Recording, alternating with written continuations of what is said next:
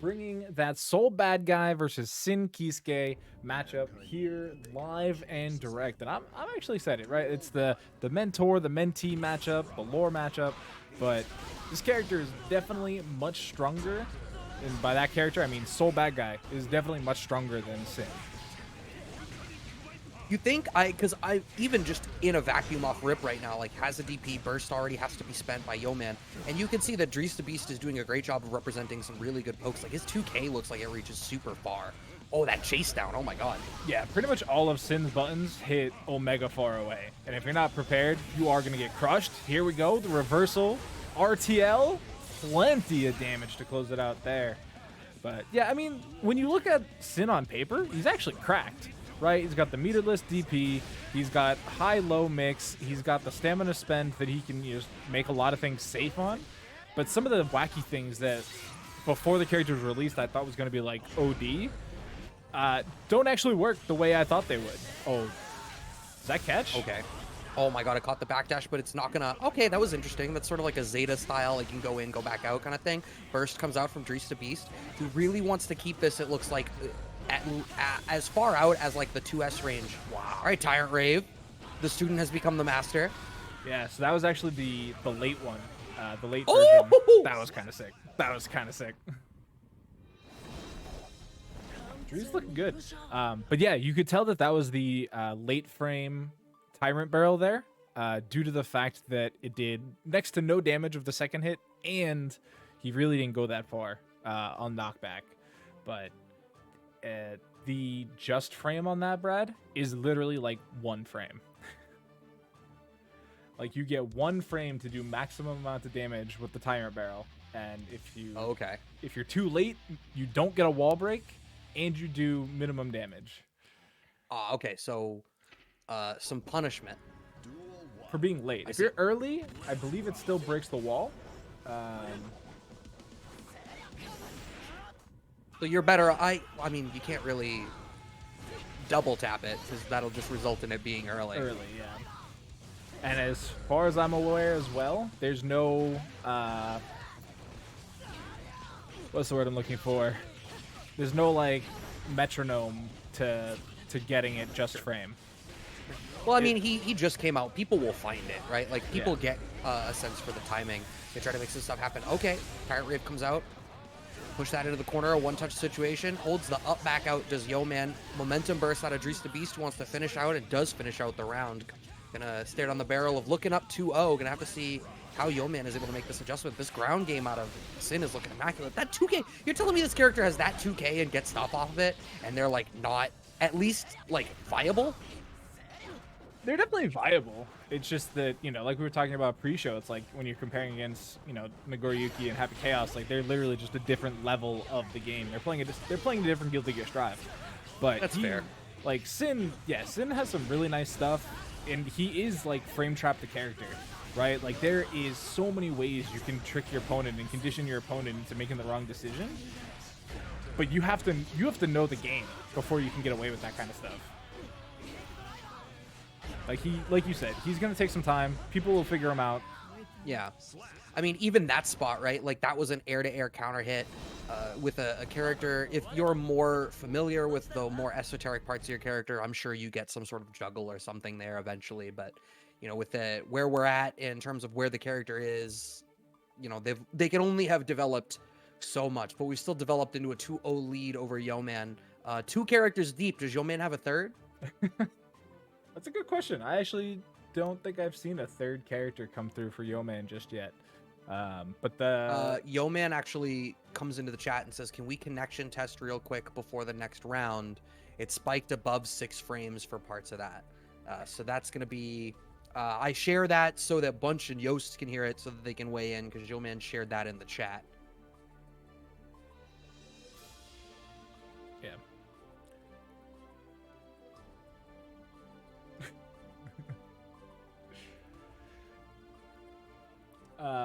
But yeah, chat, since we got a second here. Connection test. Okay. Let me pull up connection test for you guys. There we go. Since we got a second, chat, I do want to remind you guys about our match arena here tonight. We got some codes used up already, but there's still plenty more. we are going to be able to have the Matcherino link in the chat. I'll throw that up in there. Just got to click the Casa Strive link, and let's see how many codes we got left. 33 codes remaining. That is a good amount of codes left to use, but I believe in us. I think we can get it done. All you got to do, click the link, sign in, claim code, and notably, you don't need a Matcherino account. I realized that yesterday, Brad, that I feel like some people might be a little bit wary of, like, when we say sign in or log in to Matcherino, that they might think they have to make an account. And that's just not true. You can use any number of the social media accounts that you already have. Oh, yeah. To sign in and claim the code. Yeah, just another way that Matcherino is trying to make it as convenient. Kisuke going up against Baiken one more time for potentially the final game here. They did their connection tests. We're back live. And the Sin's looking kind of nice. But I think the range has become a really big problem here for Yeoman. Yeah, it definitely seems as though both of these characters out of Yeoman, both Saul and Baiken, are sort of struggling to navigate through the neutral pressure out of DreeceDaBeast on Sin. Between 2S and 2K, it's looking real problematic. Yeoman does find the parry. Reversal Tyrant Rave. Did we block it this time? I'm sorry, that was RTL. We did get the block. Oh, look at those jump dusts and the gun! Yo, oh, we found the burst? Yeoman's been practicing. Oh, but we found the anti-air. You invested all that for a drop of blood. Set point now coming in here for DreeceDaBeast. Looking to close this out, but Yeoman looking to come back. All right, finds the punish with the 2K2D there, able to press the issue, has Yeoman back up against the corner. Yeoman does have burst. Red RC specifically to bait the burst. You knew that it was coming. It feels so bad. Yeoman on the back foot, looking like they're going to be 3-0'd. Dreece can just slowly press forward, close in the net. They have their prey. Moving on in the winner's side to top 8, waiting on the winner of Mike Saftig and Go versus Happy Chaos. I have to imagine that this is going to be not a great matchup for Jacko, especially if you do a bad burst against Happy Chaos. But, like, Jacko is a character that needs to get set up, so you're not going to get to set up in neutral because gun. And when you surrender the chance to play the game in order to set up, you just give Happy Chaos another chance to reset back to neutral.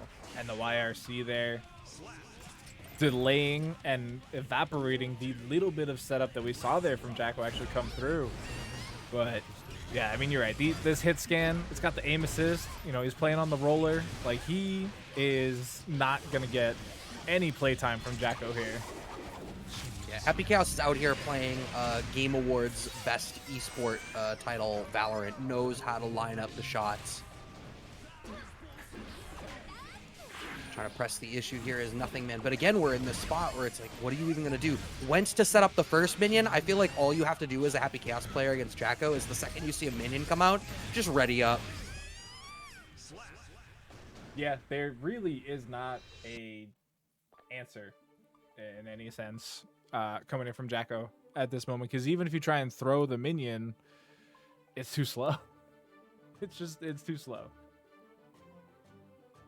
But that's game 1, heading on over to TiempoGris. And I wonder if we're going to get a character swap from Nothing Man, because this has been their main character. It's, I believe, the only character we've seen from them too. But it is, it's kind of rough out here. Yeah, I mean, if this is your character, right, then this is the kind of thing. There are matchups that your characters can have to deal with sometimes where you really just need to get a sense of, you either deal with the struggle that is these awful matchups or you learn a secondary. If we haven't already switched to the secondary, then I can't help but feel like that means that Nothing Man has committed to making this work.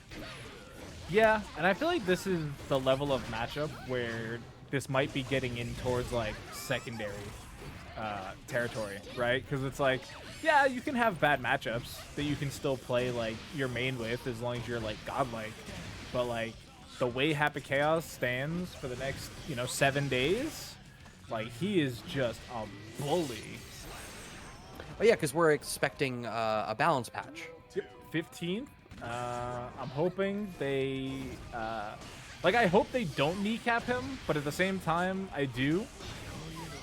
I don't know. They tried to rein him in the first time, and you know they didn't do enough. And it's a shame, right? I've gone over this at length, but Happy Chaos and Nago both, there was potentially some really interesting and really strategic nerfs with the 2.0 patch. Yeah. And they just the targeted buffs to refocus their gameplay actually just made them even stronger than they originally were. It was like, all right, we gave them 1 or 2 targeted nerfs, and it just didn't do enough. Wow, okay, closing out the round there is Nothing Man. Yeah, Nothing Man got their turn in the corner and was able to just close it out. Good stuff to them. But yeah, I mean, Happy Chaos, I will say, I think they did nerf him from number 1 in the game to number 2. And, you know, that is a bit of a useful thing, but yeah, it's tough out here in the streets. Man's just gonna shoot you, scoop that him, chase down, and with no reversal. What the hell? Yeah, like your reversal hope here from Jacko is gonna be the overdrive, and it's not the bestest of reversals. Full stop. Yeah, like I think you would really prefer to use that overdrive to get some offensive pressure behind the minions, but you literally just are never given the ability to get them set up. 2 games up. Yeah, so far so good for Tiempo, but they've always been a stellar performer here at Casa, so I would expect them to continue to have good showings on the Happy Chaos. They've been top 3 a lot, so we'll have to see how they fare the rest of this bracket, because like we still have Mike Sapsek, we still have MJKurase, which MJKurase is actually on Tiempo's side of the bracket. Yeah, which is that's looking like scary. it'll. Yeah, I mean, assuming that they take the dub over Gougoune, which is not necessarily a foregone conclusion, but that could be a winner side top 8 match. But I mean, Nothing Man still has the chance to try to make something happen here. They get a little bit of mileage there, but you make a single mistake, TiempoGris on the Happy Chaos swings back in any capacity, and it's just like, oh, I'm sorry, was that some momentum that you had? That's mine now. Yeah, I mean, we saw the back throw there to take the P2 corner away, and immediately just applying pressure after pressure after pressure. And so far, so good. So far, so good from Tiempo. I'm really liking their bullet management, because that has kind of plagued them in the past, but they haven't had any issues with it so far yet. Making sure that they're always in a position of power. There's so little you need to worry about in this. Like, if you're comfortable shutting down the offense out of Nothing Man in the way that TiempoGris has clearly demonstrated that they are already, you know, bullet management is something where it only really comes up if you really need to take a lot of risks in order to get your turn, and you have to use those bullets to steal turns back. But given that TiempoGris is so commonly, we do see an overdrive coming out of Nothing Man. Is that going to break the wall? It is. It is a fair bit of damage. Resets back to neutral. Going to have some Oki. Nothing Man gets the IAD in. A second overhead hit. How far are we going to press this? TiempoGris, please do not spend your burst. Just fight your way out, or get smoked by the minion. That's also fine. You can still make this happen, though. Yeah, I mean, you still have the whole 3rd round. And I mean, even though Nothing Man's, you know, been getting these opportunities, you know, the opportunity only matters so much if you can't close it out. But Tiempo, playing on the back foot, definitely at this point, but gets the curse, spends a couple bullets. Oh, no. Oh no. That's... Right.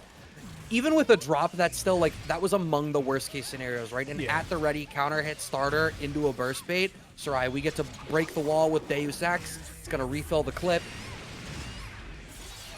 Good old Clipazine, fully stacked up now. Pretty healthy on concentration, too.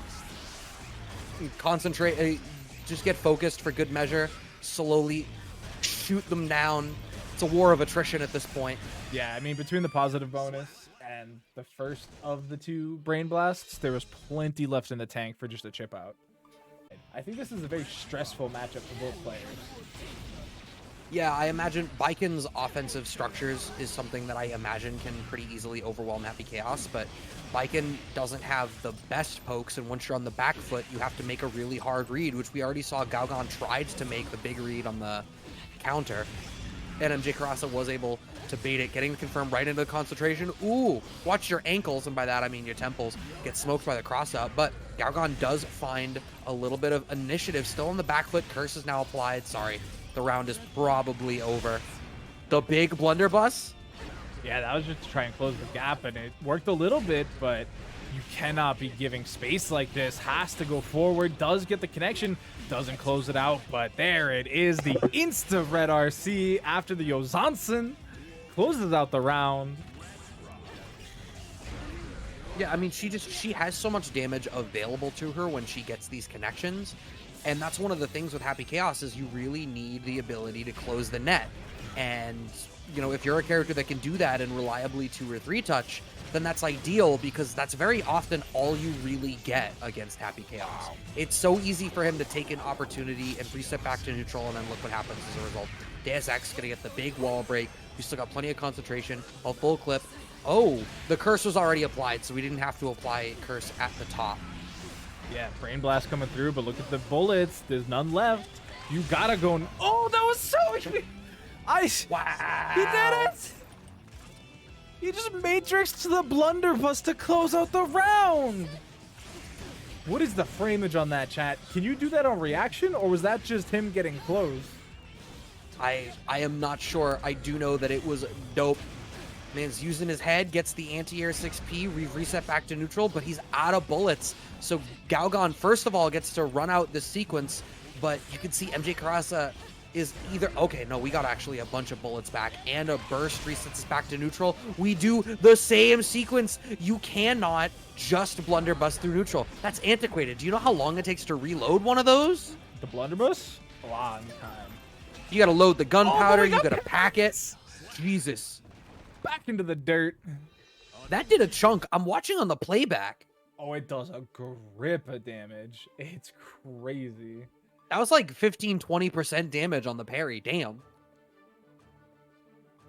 All right, so if we're doing grounded, can you blunderbuss, because I can't pronounce that. It is 8 + 3 frame startup, and roll. It doesn't. It's invulnerable on frames 4 through 15. All right, so you 11 can frames of vulnerability. Yeah, with the amount that it travels, you can very likely, I imagine, do that. Especially with the way that Gougoune is using the blunderbuss. You know, you have the travel time. You can react to the screen freeze and just kind of push forward. Yeah, but I wouldn't bet on it all the time because it's risky. Oh, you saw the big haymaker wind up? Nah, back to the dirt we go. Is that enough? Is that enough? Oh. It's no, enough. There's no way it's enough. Off the wall break? Damn! I didn't think we were close enough to get the wall splat. Yeah, that wall broke hella early. I'm actually surprised as well. But Baiken will definitely take those in this matchup. And interrupts the dust. Yo, Gougoune is insane. They're so ready. Yeah, I mean, the way that they're strategically checking all of these gaps out of MJKurase, like I was saying, you know, at the top of this, if you're able to reset back to neutral, I imagine it's pretty good for Happy Chaos. But one, Gougoun's doing such a great job of staying in the pocket and not really giving MJKurase room to breathe. But two, like you said, they're checking all of these spots where MJKurase has to make a call. They're running out of resources. Curse is still applied. Oh, but they're so far away. This is hard. MJKurase is in this spot. Gougoune knows that they can't blunderbuss anymore, so they just had to slowly die. Which that always feels super bad. But it's still third round, and they won the last third round, so they can definitely do it again. And it's, you know, MJKurase very often will fall back to the zoning style of Happy Chaos. And I mean, right now, it's very clearly working. Like, they are crushing these life bars and is basically on pace for a perfect, I believe. I don't think they got touched at all so far. No, I don't think so either. And I think this makes sense for this matchup, right? And especially the character and the player, right? You don't want to give Baiken the opportunity to make a big call and reset you. Oh my god, the Shadow Clone eats the gold burst. I'm over here now, nothing personal, kid. Closes out the game for themselves, and it is 1-1. What I was gonna say is is, you know, going back and trying to play a more neutral focused game, I think makes a lot of sense. Baiken has, between her counter pokes leading to so much damage, between her ability to make a big call on a parry or a counter poke in your own offensive sequence, and with Gougoune's so far pretty great reads on when and where to do that, I think if you can just play from outside of mid-range and just shut that whole game down, force them to spend all their bar just to not take chip damage, and then manage your own resources well, I think that makes perfect sense. And that's the winning strategy so far, clearly. Yeah. So we'll have to see if Gougoune has the counter adaptation to this long-range play. Because it's not like you can counter either, right? Like, there's no vacuum. Yo, wait, Hades 2? Sorry, I got distracted. Oh, but we are, it doesn't look like I missed much, Brad. It looks like it's over. This round is done. Happy can also do that to you. Not only that, I love, okay, Deus Ex will kill here off the wall break, and I love that that has become the optimization method for Happy Chaoses, is they get you in the corner, and it's like, well, if I still have bullets, you basically only pop the wall with Deus Ex, one, if it's going to kill, or two, if you're at a point where you need to refill the clip. If you don't, you're completely content to just let the wall split happen and go for your 50-50s with the gun. Speaking of 50-50s, there is no block in that. Your ankles got broken, my guy. Resetting back to mid-screen off that air dash forward. So hard to navigate. Only one bullet left, and we had to reset with the Brain Blast. And actually, no bullets remaining. They just barely clip in with that 6P, though, giving them a chance to grab a couple more. And, oh, no. Goodbye. Yeah, Deus Ex for the wall break is going to close out the game. If it wasn't, it was at least going to refill the clip. But we're going to look at 2-1 MJKurase up over Gougoune, who I'm definitely going to ask when they come to chat, because I know they've been hanging out in chat. I'm going to ask the proper way to pronounce their name, because I see that U, and I want to pronounce it Gougoune, but, like, it could even be, like, Gougoune. I don't know. They'll have to tell us. The Gougoune. I'd love to see them phonetically spell it out. Gougoune sounds funny to me. I don't know why. It does. Bless me. This is kind of tough. Yeah, you.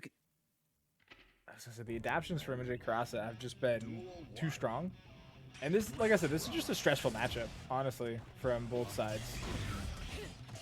Yeah, I don't know. I think MJKurase has clearly ended up in a spot where they understand that Gougoune needs to make certain, needs to take certain risks in order to get into a range to make it stressful for MJKurase.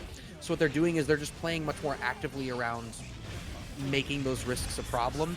And you can see that once Gougoune starts to get close to around mid-range, you're going to see MJKurase is going to go for like IAD instant cross-up gun, or, you know, different things like that, where once it starts to be an issue, they're going to press and turn on the offense around the spot where Gougoune is starting to get impatient. Shadow Clone to cover the retreat. Oh my god, the Shadow Clone even covers the reload. If nobody else got me, I know I got me. And that's tough, because Baiken, I don't think she really has the bestest answer to clone either. Because, like, her frame data should be manageable, but it's just, I don't know. I feel like it's so tough finding a true tried and true answer to clone.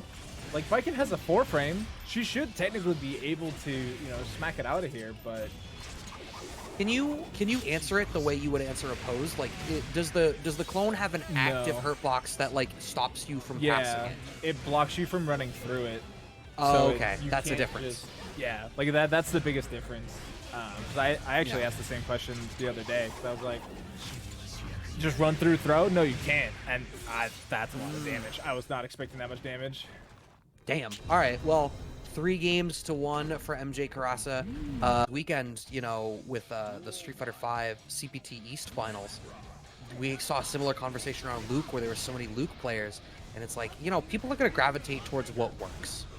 Okay, we steal out a turn. Saftig just have to spend the burst, and off of that burst, the Gunflame is able to connect, but Jesus, it's the range as being a problem here for Saftig, just as it was against Dreece's previous opponent. Yeah, and I was going to say that's actually, you know, the issue that I think Soul Bad Guy actually has is the range, right?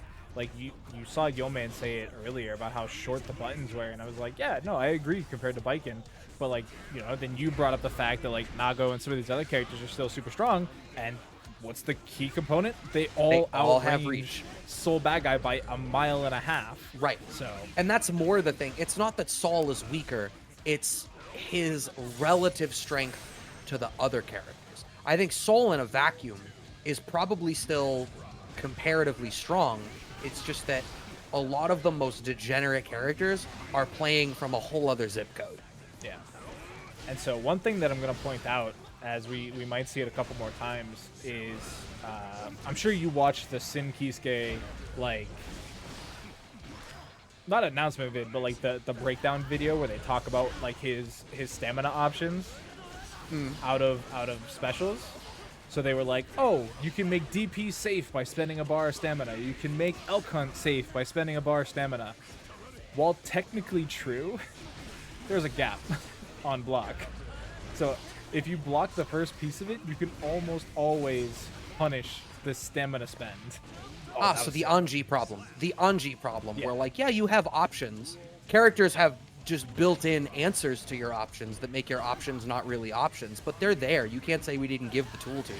Yeah, like it's literally you just mash 5p after you block a DP and then can't go for the second portion. Wonderful. And especially with I Soul love Bad that Guy Anji and is- his 3-frame. Yeah, I love that Anji has been the worst character in this game since launch, and we're still making the same problems with new characters that we are with this kit. We are going to get the Diet Dust Loop into the clean hit DP to close out game one here as Mike Saftig, who really ran away with that one. And I think the range definitely proved to be something of an issue in that first round, but you can see that Mike Saftig really just upped the intensity and is like, yeah, you can play at a range, but if I can dance around you and get in the pocket, it doesn't really matter. I just got to be faster. Yeah. And that's something Mike kind of brings to a lot of the table, because we see him overcome these like quote unquote terrible matchups all the time based on his movement and his just, I don't want to say adaptability, but like he just does stuff, right? Like you'll be watching him and he's just like throwing out a 6S, throwing out a Volcanic Viper, like just madness incarnate. Yeah, I mean, like, if your opponent is not going to dissuade you from doing it, then there's no reason not to. We do get the wall break there. Dreece is in a really strong spot, but overplays their hand, gets smoked by the reversal. We get the Kara Viper trying to press the issue, answers with a reversal of our own and clipped by the low. Closing out the round here is DreeceDaBeast. I mean, yeah, just completely cashed out that stamina bar at the end between the DP, the Elk Hunt, the follow-up. So, like, yeah, there. You have 20 some odd frames to cancel into the second part after. Yeah, but you were talking about, oh, you know, there's a gap, you can just 5P it, but that was like a close slash Yeah. out of Saftig there. So there is a healthy gap. so, because you can cancel it into the follow-up for 24 frames. So unless you're, like, mashing, and it comes out as soon as possible, like, there's a significant delay between the two hits. But, oh my god, another instant air throw coming out from Dreece. Yeah, so it's the kind of thing where like the mix-up is sort of, do you late cancel or early cancel, but there's a built-in answer just kind of for everything. I've not explored a whole lot of Sin. I've not really had eyes on Strive in a little bit. So, you know, the numbers of it, I definitely couldn't speak to. It just, like I said earlier, you know, Anji is another character that has this thing sort of baked into their kit where it's like, well, they have answers, so sure, it's punishable, but they can punish your punish, and there's a mind game around it. And the problem is, it just sort of, the risk reward is just sort of always in the defender's corner. So there's like no reason to not just blow them up for it, and the worst case scenario is you eat like a not problematic counter poke, and then you're like, oh no.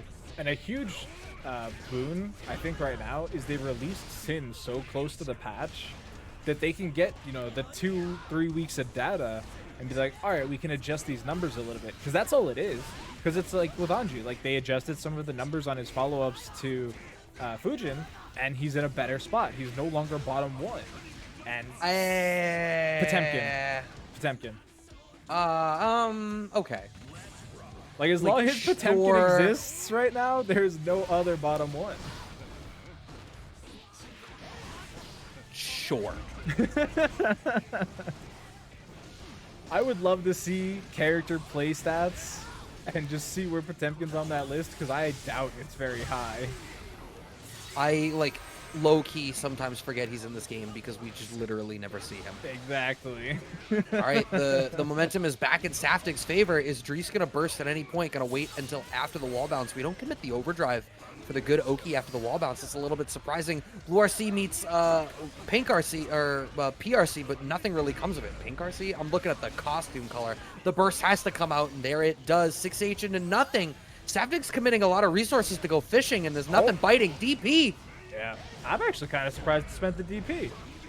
It might end up working out in the end here. Oh, wait. Oh, no. So close. Oh. What was that? The falling button into feasts? He's growing up right there. There we go. Oh, big punish there. That's going to explode the health bar there. Yeah, Oh, a real... reaching. Oh, no! That So that's a was- shame, though, because Saftig went for the up back, and I imagine that was like a DP bait, but could have worked as the throw bait, and Dreece did go for the throw. Oh, what a delay. It does get smoked out. What's crazy But is Saftig is still able... he got both of the punishes, Brad, because he jumped out of the throw, and then Dreece is like, oh, now he's going to punish my throw, so he did DP, and Saftig just watched him do it. It was like, all right, thanks. So Mike Saftig's up 2-1 right now.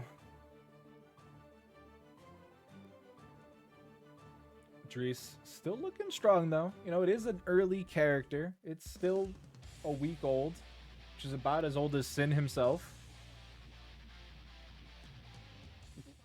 That is like almost accurate in a weird way. Man, the Guilty Gear lore is just kind of bizarre. All right, big pickup out of Mike Saftig. Pong with the big plans, 7 days a week streaming tournaments. I mean, he said he never sleeps. Yeah, That was but a his mission staff statement does. and not a meme. I mean, they might not anymore. All right, pressing the issue forward. That elk hunt really closes the gap. It's not quite, you know, stun dipper with shock state, but it's still pretty good. All right, pressing the issue, get the pick up off the close slash run cancel. DreeceDaBeast, was in the driver's seat. Not only are we going to bait the burst, we're actually going to get the side switch off of it. Dreece was just a little bit too hungry for that momentum burst, and Mike Saftig read the hell out of it. Moves on, and we are on the verge of set point here. Or, Yeah, I'm sorry, Dreece- this is set point. Yeah, Dreece is loving these DPs, though. It's a little problematic, but finally gonna make their way out of the corner there. 5P. But I guess Soul Bad Guy's just still the master, right? Like we're still DPing again. That's not fair, Brad. That's Oh, not no. fair. Don't let him do it. All right, we get the pickup. Oh my god, we get the punish after. That is going to be able to close it out with the TK Viper. Mike Saftig is going to move on to the winners finals. Indiana Jones meets Thor in the sense that it's two people with guns and magic fighting each other. Huh? Oh my god. Dash forward Duff. TiempoGris takes immediate initiative, and now the curse is applied for both. TiempoGris is going to have to spend their whole concentration bar just to wait out the other curse. MJKurase in the driver's seat. Oh, wow. Crushed. I'm glad Kite's here, because this is his favorite matchup. Oh my god. Has Kite considered playing like Counter-Strike? No, he's a Valorant player. Is he? No, I don't think so. Him and Zaffarino gunning it up. Kite does have the young boy reactions, so I mean you could still play those Twitch shooters. No, he doesn't. I think No, he doesn't. Kite's just actually still molding about Dragon Ball. If there's one thing Kite doesn't have, it's reaction. Damn. Shit. I actually don't even know if he's in chat still. Either way, we got TiempoGris getting a nice little roll through there. Big damage. Gonna have to go for the reload. Breaks the wall. You really started to give us the Final Fantasy fanfare there. just before everything closed out. Perfect on the board for TiempoGris. 1 round apiece, as back and forth as a round can possibly be. Now tell me, Doctor, and you know what? I'll open the floor to Yost and Bunch for this. What do you feel about the idea of mirror matchups not being 5-5? I'm not doing this with you today. We're not doing this. This is not happening. I need This you is to not actually happening. commentate the one match that I've had in 15 minutes. I mean, this one is one of those, perfect matchups that I would argue isn't 5-5 because it's whoever gets that ready draw first, right? Like, we're sitting here, we're watching these bullets come through, and there's just simply nothing Tiempo can do to challenge it at all. Well, I mean, except there is, right? If you find the spot where TiempoGris is going to be forced to reload because it's going to happen eventually, you can take the turn back. It's just you need to be ready as soon as you see the curse ball come out. You need to already be shooting. And, wow, that was spaghetti is what that was. Wait, which one won? Shit. What color is who? All right, that was MJ. See, that's the thing about these mirror matchups is, like, especially with how easily Happy Chaos will just in the blink of an eye just switch sides and be like, nope, I'm over here now. Suddenly you lose track of what's going on, and then it's like, all right, well, all I can do is look at which life bar is being ticked away. And I looked away for a second to update the score, and that was my downfall. All right, clipped on the forward dash. TiempoGris forced to spend their burst. They get away with it and shoot through the curse ball. That's what you need to do. This matchup, you can take a turn back. It's just you have to try to take initiative off of curse. And you can see that MJKurase seems like they're trying to use more opportunities to dash forward and make something happen. Like outside of full screen range, especially when you're on the back foot. You do need to get in and try to cash out a little bit more damage. Using the blue RC for a longer reload. Oh, wow. All right. Was able to get off the wall. Couldn't really challenge, though, because of the clone. Because that's full stop eating up a whole bunch of time. And, all right, that was kind of grimy. Went for the steady aim to try and punish the potential shot after the curse throw, but Tiempo had a bit of patience, even though it didn't work out for them in the end. MJKurase catches the back dash out of TiempoGris again, and it seems like it's a combination of, okay, nice air throw off of the attempted air dash out that was coming out from MJKurase. TiempoGris gets to be the aggressor now, and yeah, we're just going to cycle this offense in the corner, eat this 5D. We're just going to keep running the mix. Just keep going. That just looked so goofy. It was throw PRC for no damage into nothing. It's the thing that works, right? Like, yeah. If you can't, like I said, you only break the wall for the kill, and the fact that they spent that overdrive on the PRC meant that they couldn't overdrive Deus Ex at all. So like, all right, well, I guess I'll just keep getting 2 hits and resetting you. Yeah, I'm definitely excited for the patch next week. For a number of reasons, not just for Happy Chaos and Nagoriyuki. I am in such a void of knowledge. I don't know what to expect, right? Like, I think you can reasonably expect nerfs to Happy Chaos and Nagoriyuki, but like, I don't look at the rest of the cast and see anybody that needs nerfs. I just look at, characters that need buffs, honestly. Yeah, I think that's probably been representative of Strive for most of its lifespan. Even before this patch, even before 2.0, it was like, yeah, there's 2, maybe 3 characters at the bottom that need some love. Other characters are competitive, and then the outlying 2 or 3 at the top are probably just a little bit too strong. Who would you put as the 3rd best in the game, Brad? But after Nago and Happy Chaos? Yeah. I really can't off the top of my head think, like, I can't think of one character after that who, like, very plainly is like, all right, and they need a little touch. Like, I could see someone making an argument for Zato, But like Zato has matchups that are really problematic. If you learn to counterplay around Eddie, there's ways to shut him down.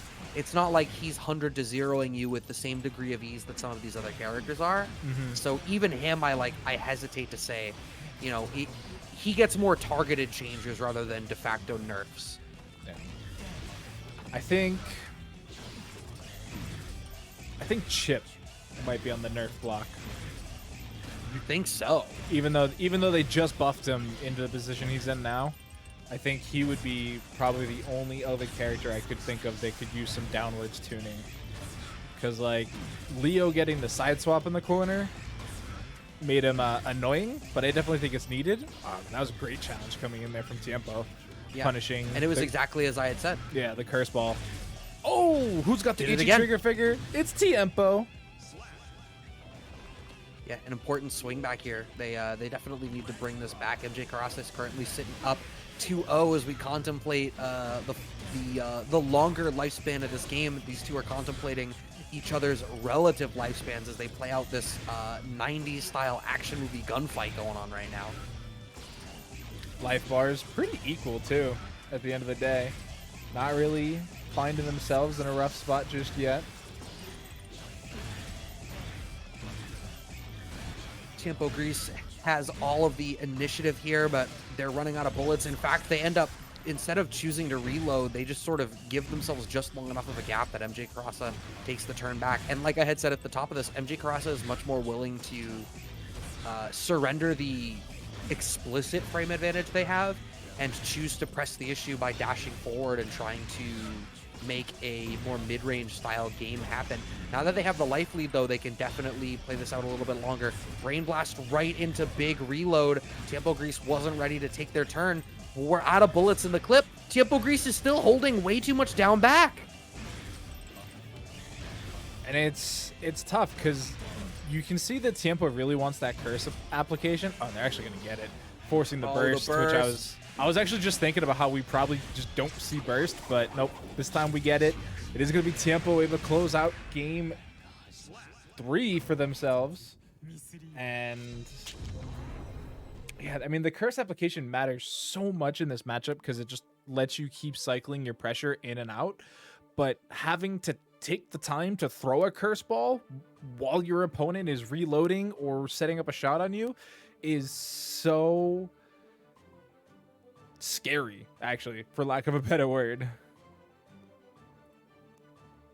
Yeah, and you could see, I mean, how passive TiempoGris was being there for so long. I mean, I wanted to criticize it. Obviously, it ultimately worked out because they were able to close out that game, but it was just like, there was so much down back. They really let MJKurase do big reloads for extended periods and like a dash wait a lot. But I appreciate that degree of patience out of TiempoGris because while we've been highlighting the importance of trying to take your turn back and challenging in these important spots, that was a range where so many people get caught being antsy and just trying to take the turn on Happy Chaos because it's like, well, he's right there, I can reach.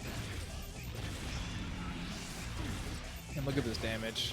This is a lot. This is actually very much the Happy Chaos of pre 2.0 from both sides. Yeah. Like, we're really not getting the fun, tricky mix-up Happy Chaos. We're seeing Well, why shades would you? of it, but like, ultimately, we're gonna go back to full screen in a second. Yeah, and this is a matchup that's going to lend itself to that, right? What you see from Happy Chaos is like, and also I think in general you've seen it from both of these players as well, is in matchups where they, you know, can be mid-range monsters and aggressive monsters, they're both willing to just go back and play the range game. And the fact of the matter is they both have the same deficiencies with how long the range game works based on the changes to concentration. So they both have that same weakness. So it sort of evens out, right? Like they both got the same amount slower, if that makes sense. Nothing slow here. Actually went for the punish. Maybe we were a little slow. TiempoGris is going to shoot another shot, take their turn back. All right, so that's the clone. Oh, that was kind of scary. Tried to jump over it. Wasn't quite successful, but Tiempo still trying to make this comeback happen. Oh, I think you lose, though. 50 tension? Yeah. Oh, no! Oh no, we didn't get the Oh, pickup. Still smoked out. Had the concentration ready. Brain blast into breaking the wall, bringing this to a game 3. Oh, connection has been lost. TiempoGris No, that has was, left the room. Oh no, uh, I'm sorry. I had it backwards. I had the colors backwards. Yep. You're absolutely right. MJKurase did end up taking. And we're just gonna get it. We're gonna hop in there. Soul bad guy, Happy Chaos. I'm sure there's lore-related reasons they want to punch each other. And the look at how much damage the clone did to Happy Chaos. Mike hasn't even hit him yet. Yeah, I mean, Soul's got damage to spare going for the little flip tech off the 2K. And just like that, you're on the back foot. You're in the corner. Saftig has plenty of damage to work with. Breaks the wall. I don't know that I agree with breaking the wall there. Okay, well, if you're going to be able to PRC behind the 6H and just blow up MJKurase for trying to take their turn, then so be it. And we're going to have to find an answer for these Vipers on the side of MJKurase because Saftig is more than willing to let them rip. Yeah, and I mean, I there think we are again. I was gonna say, I think the way Mike plays kind of lends themselves to really being able to capitalize on the positive bonus that comes from breaking the wall. So while there's a world where just, you know, bouncing them off the wall back and forth, you know, is very beneficial, I don't think Soul Bad Guy loops his pressure the same way that, you know, Happy Chaos and Chip do. So, like, the positive bonus, being able to go for, like, those forbidden air dashes or confirming off of a revolver like that, like, they just mean so much more to Mike than I think the continual wall pressure does. Yeah, I think that's valid. That's definitely valid. I think it's just like, in a matchup like this, you know, every chance that you reset back to neutral is a chance for Happy Chaos to do just this. They're going to have the initiative. I imagine Curse Ball, immediate, yep. And Saftig really, oh my god, I was about to speak gross myths truths. Has the throw with the red RC in the back. Do we have the damage in the back? No, scaling is pretty intense. 6H? Oh, no, dash forward. Gold Burst gets blocked, but nothing really comes of it. Oh, stayed in front with the roll too. That's tricky. And the staying in one spot for the PRC definitely caught Mike lacking. I'm surprised. I really thought Saftig was going to be able to come back with that, but the scaling off of the throw RC was just a little bit too much. MJKurase gets the Deus Ex for the wall break. Going to get decent Oki, a hearty life lead, and positive bonus. How do we choose to answer? Are we going to be the aggressor? Yeah, we are. Go right in. 5D has the gun behind it. Deus Ex, yeah, I think this should kill. Yeah. No, wow. I'm actually surprised. God. I didn't realize the guts were going to stack up that heavy, but Chip is still a thing. No, that wasn't even Chip. That was a hungry 6H out of Saftig that got absolutely sniped. He just shot him. Mm-hmm. Says, sit down. Game 1 is mine.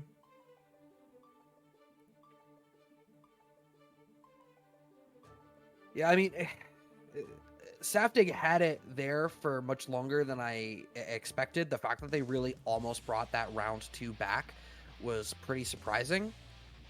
But, you know, it just goes to show that you can make this happen. Saftig has the tenacity to really not be dissuaded by how difficult it can be to be on the back foot against Happy Chaos in the way that a lot of people do. I think a lot of people mentally shut down and sort of lose their grip on the match against Happy Chaos when they end up on the back foot. It's frustrating, right? Because it's like, you know, he gets the lead by doing this grimy mix-up, whether it's roll-through gunshot or 5D gunshot, and then they could just hang back and play the shoot game.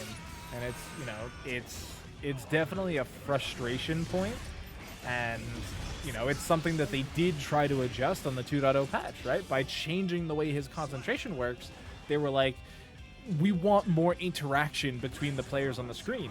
And unfortunately, you know, that goal hasn't exactly been accomplished, I will say. But look at that. One touch, and you just lost 60%, at least. Yeah, and we talked about this earlier with Baiken as well, but if you're a character that can reliably 2 or 3 touch against Happy Chaos, that's a huge element of this matchup, because it means that on these opportunities where you do get in, find that fast fall low, get the kill on the round, Saftig stays on the board with a perfect of their own. Damn.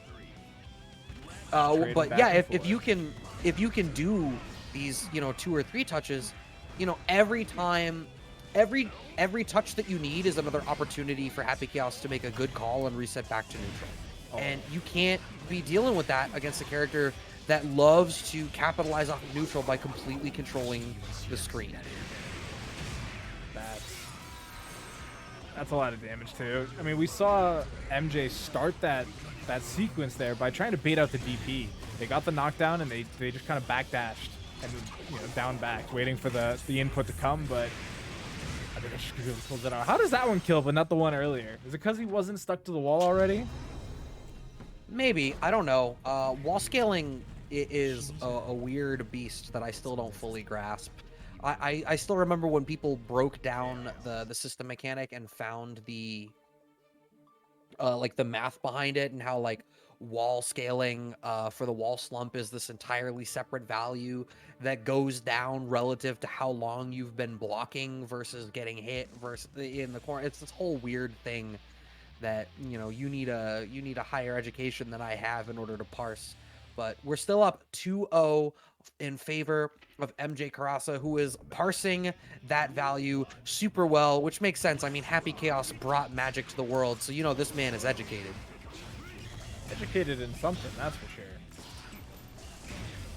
I think he's educated in magic, and clearly he's educated in guns too, which it really speaks something where the guy that literally taught that man how to do magic is still just showing up with a gun to the fight. So how strong can magic really be? That's a good question. I suppose that would be a question for you though, right? Because you play a time casting magic sand wizard. I did for a time, yes. That character has been retired since then. We could talk about D&D after, though, as Mike Saftig is trying to navigate through this. We're going to see a C&D, a cease and desist on moving forward. We are going to find the hit, navigating around the bandit pressure. MJKurase gets smoked out by the air-to-air, but we're just too far away for the pickup off the wall. Yeah, I was really hoping for the wall bounce there. It didn't quite work out. That, I believe, was Chip. I saw the FD bubble, but I don't think it mattered. I'm watching on the playback, because if they were FDing, then there is no Chip. Oh, so yeah, he didn't FD. So his keep in mind, Happy Chaos's regular block has that big green shield in front of him, so easy to mistake. Dr. Strange shield, but oh man, Mike, what are you doing? Betting it all on one DP, followed up by a burst. Taking a ride through the wall. Positive bonus going the way of MJKurase. So much damage off of that touch. That was soul level damage. We've got the life lead. Curse is gonna run out in a moment. There it goes, and Mike is actually in the driver's seat here with that curse gone. But you can see how much he needs to dash back, dash in order to make these opportunities. Here's the problem. Soul is a strike throw character and a mid dispenser. And, MJKurase on Happy Chaos. Happy Chaos loves backdash with punish more than any other character in this game. So, if you don't have a real mix-up, nope, not if you drop. And the burst at the last second. Oh, that just block. Just barely saving Mike's life. Oh, boy. All right, 2-1. Saftig managed to make that one happen. And, yeah, it's that tenacity again, right? Like, I'm sitting here talking up a storm about how, like, yeah, the difficulty here is if MJKurase is willing to just block and you don't have a great read on when to implement throw, like, Soul really needs to try to get creative, and all of those creative spots are opportunities for MJKurase on Happy Chaos to try to swing back and get stuff into his favor. But Mike Saftig is tenacious. He's going to keep at that. And you have to as a Soul bad guy player. Like, you cannot give up. You have to be always doing something. So let's see if Mike can bring it back. He's able to get the one game, but unfortunately for him, it's going to take a couple more. We've got the curse applied. We were able to reload. We have just enough concentration. No, actually, the clip is empty. We're being forced to reload. We've only got one in the back. Had to keep our stuff safe. There's no bullets. MJKurase is gun kata minus the gun right now. Does get the reload off eventually, though. Mike's still trying to chase down these backdashes, but it's getting kind of tough. Gun drawn. Oh, we got 3 framers. Oh, but the wall bounces him too far. Who made the wall out of rubber? Is that gonna connect? No, it looked like he was just forward dashing. No, he got clipped. Did he run forward? I have to watch on playback. It looked like run forward with wild throw. Oh, you know what? So there is that weird little input shenanigans that happens. What is it? It is you input revolver and you get wild throw sometimes. Maybe. Yeah, but I mean, even in that spot, that still would have lost out, right? Because what you needed to do there was block. Yeah. Okay. And, press the issue. Mike has MJKurase in the corner, but MJKurase managed to get out, spends the PRC, and shoots him out of the sky, duck hunting right now for MJKurase. That is a fast duck, though. Yeah, he's got some, you know, afterburners plugged in there. Oh, that was wild.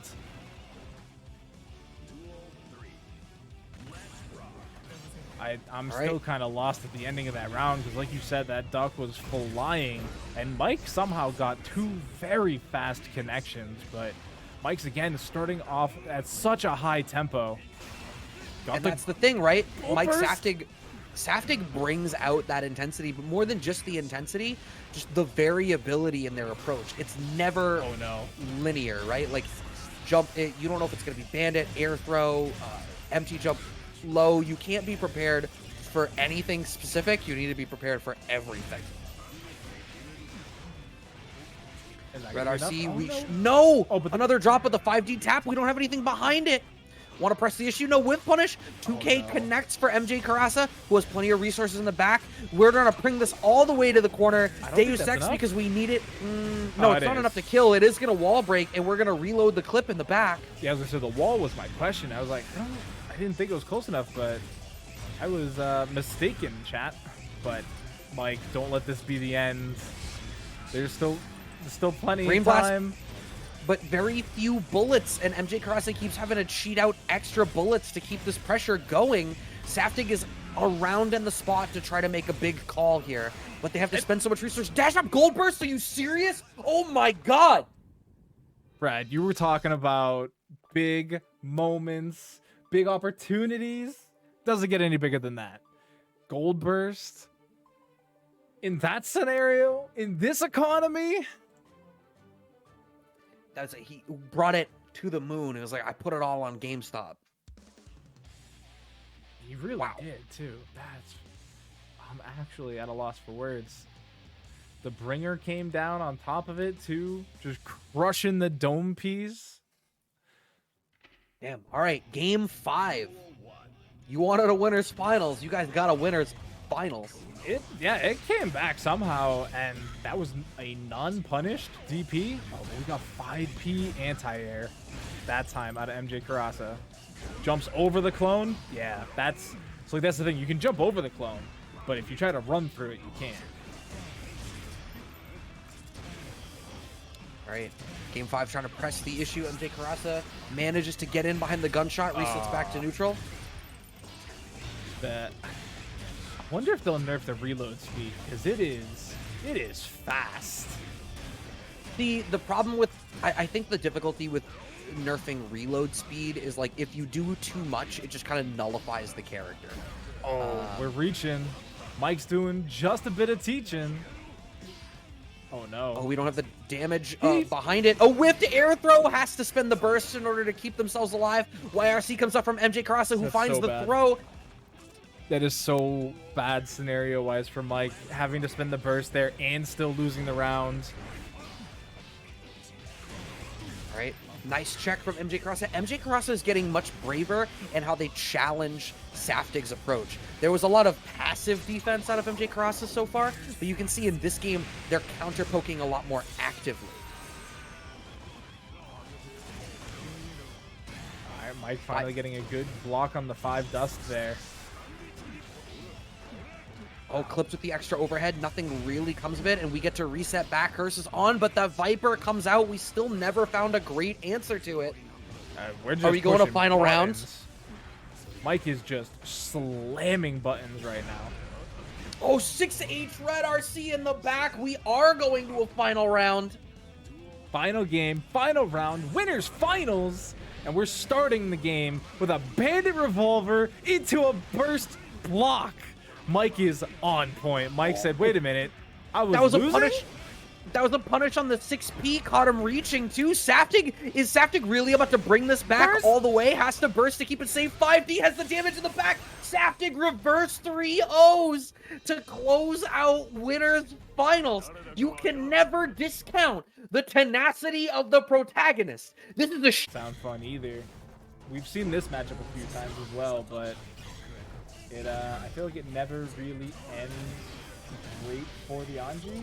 But it's also kind of the case of what does end well for Anji.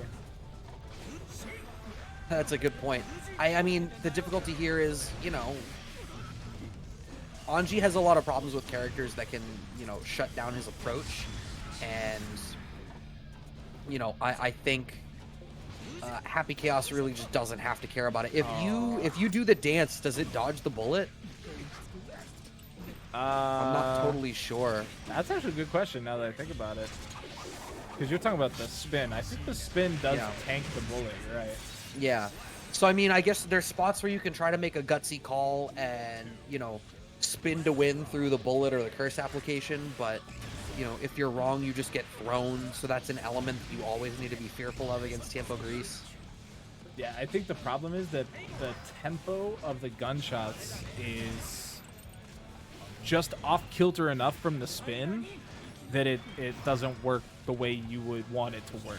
Like obviously if you spin through a normal, like that makes sense. Like they're stuck in the hit stun of it and you get to respond. But because the gunshot is so disjointed and typically happening full screen, even if you like spin through the first bullet, I think the second bullet just waits till you're done spinning. Sure, and even more than that, what we're actually seeing here, independent of that, is TiempoGris is just going to the air rather than playing a ground-focused zoning game. There's a lot of air gunshot to cover the approach and try to earn them frame advantage on landing.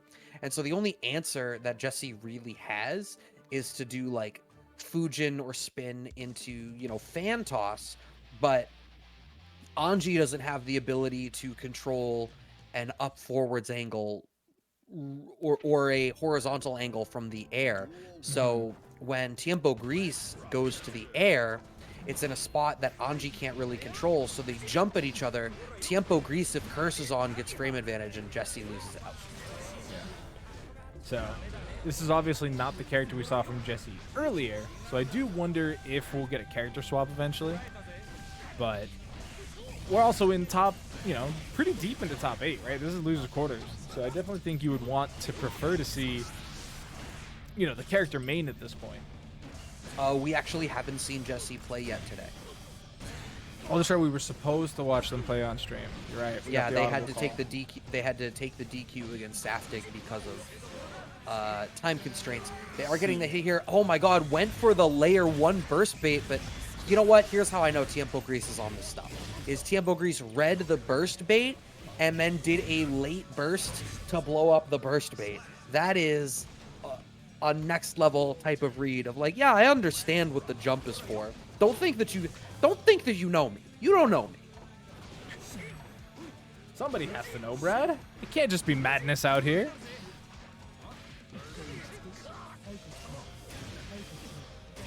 Oh, 5D gets blocked, but just walk forward throw. And what did I say? I said at the top of all of this, right? Like, if TiempoGris knows to be mindful of, you know, guard point on the dance and starts implementing throw into the game, then that's going to be something that's going to be really problematic for Jesse on the Anji to try to navigate back from. This is definitely going to take some navigating, Brad. Already down 2-0 against Happy Chaos. Less than ideal, we should say. No, certainly not ideal.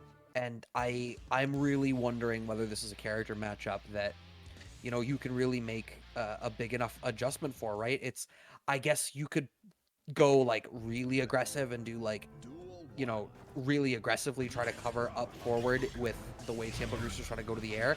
But TiempoGris has already transitioned into a little bit more of a ground-focused game, given that they've already conditioned Jesse to be on the back foot. That was actually really nice, grabbing the dust there, giving him corner advantage. But look at Tiempo getting the read. Didn't quite bust out, though. I'm kind of surprised they weren't able to take that further. Oh, okay. that little micro delay out of Jesse off that scramble is really unfortunate, and I think that may be the thing that ends up losing them out this round. I don't think Deus Ex kills here. No, Anji, you know, the sole haver of the 5 guts, definitely survives a lot of situations nobody else would.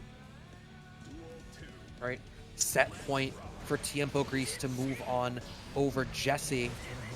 Jesse trying to be the aggressor, but the burst comes out from TiempoGris, resets back to neutral, and neutral is a spot in this matchup that seems to be favoring Happy Chaos over Anji.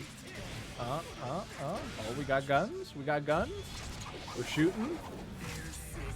Gets the reload, and actually has full concentration at the end of this as well, so they can just immediately start pulling shots.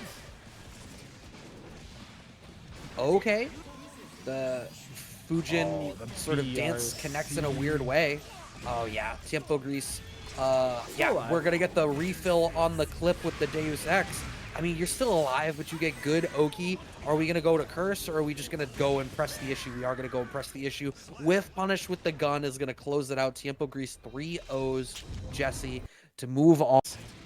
No, because you know you're wrong. You should never pay in change. We're not Canadian. Do better. Wow.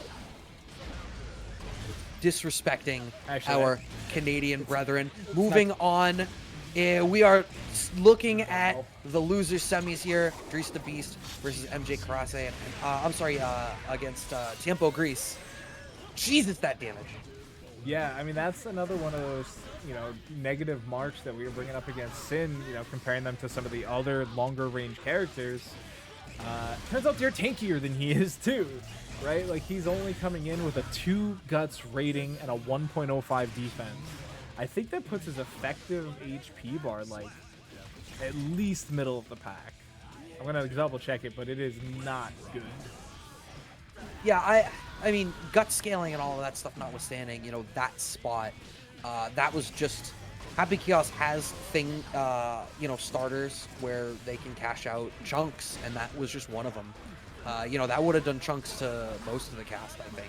All right, really pressing the issue, Red RC in the back, but that backdash trying to get cheeky in order to steal out another turn, and I think this is going to be a problem for this matchup, right, where DreeceDaBeast has really been demonstrating a reliance on 2K and 2S as the starters, but if you're at that range, TiempoGris is so content to back off and play mid-focused. Yeah, definitely a little chugging there. But I think we are actually pushing the limits of the net code with this matchup, if I do remember correctly. Oh, was it no, it was Yeoman that had called. That was earlier, yeah. But that was against DreeceDaBeast. So we'll see what the players have to say in just a second. TiempoGris definitely going to be taking game 1 though at the end of the day, adding that to their list of W's. Are we gonna have to watch a Happy Chaos mirror again? Possibly. However, we are guaranteed. I mean, Sol is in Grand Finals. Yeah, I was gonna say to not have the mirror for Grand Finals, so that's good. Oh. Yeah, we are in the lobby. No. What are we knowing? I said that Sin's effective health pool was about middle of the pack.